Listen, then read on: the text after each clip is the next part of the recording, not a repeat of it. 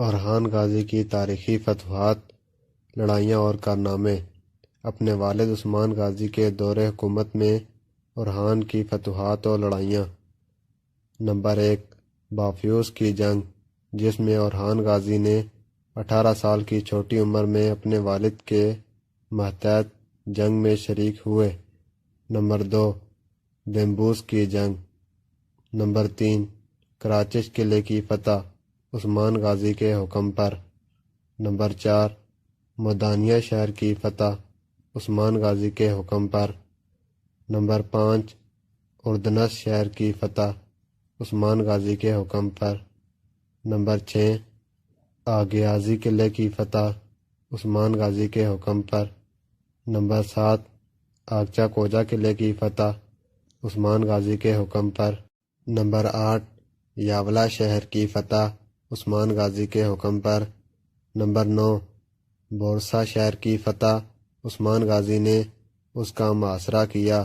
اپنے بڑھاپے کی وجہ سے وہ جاری نہ رکھ سکے اور اپنے بیٹے اورحان کو محاصرہ کرنے کا حکم دیا، اور 10 سال کے محاصرے کے بعد بورسا شہر کو فتح کر دیا گیا۔ اورحان کو حکومت ملنے کے بعد عثمان غازی وفات پا گئے۔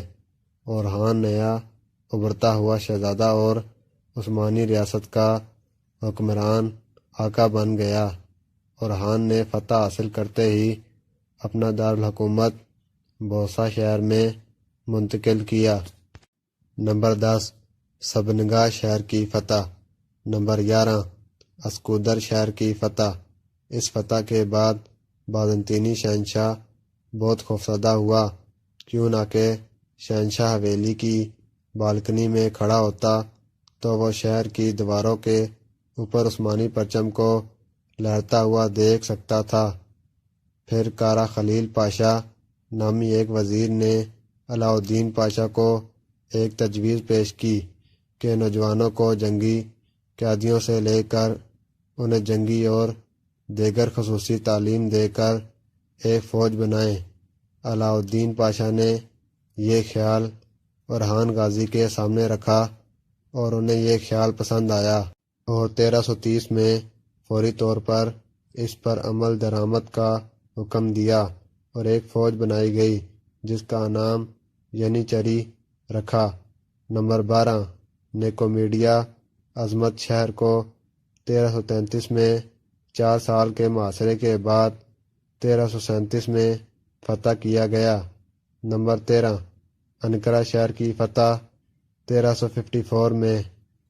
نمبر 14، پولو شہر کی فتح 1354 میں۔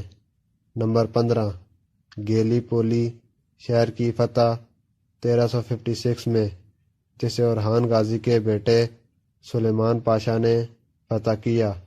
نمبر 16، تکیر داغ شہر کی فتح 1357 میں، جسے اورحان غازی کے بیٹے سلیمان پاشا نے فتح کیا۔ نمبر 17، کشن شہر کی فتح 1357 میں، جسے اورحان غازی کے بیٹے سلیمان پاشا نے فتح کیا۔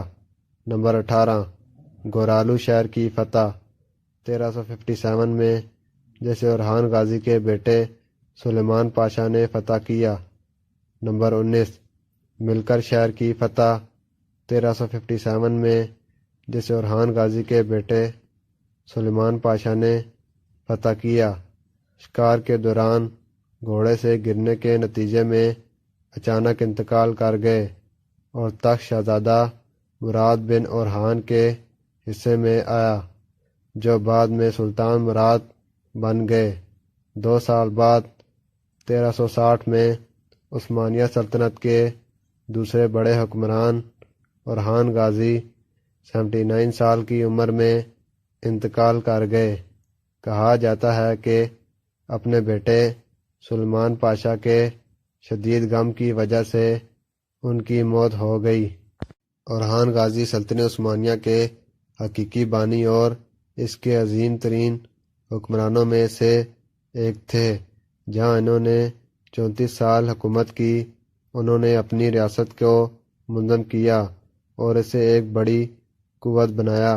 ان کے دور میں ریاست عثمان غازی کے دور کے مقابلے میں 6 گنا سے زیادہ پھیل چکا تھا۔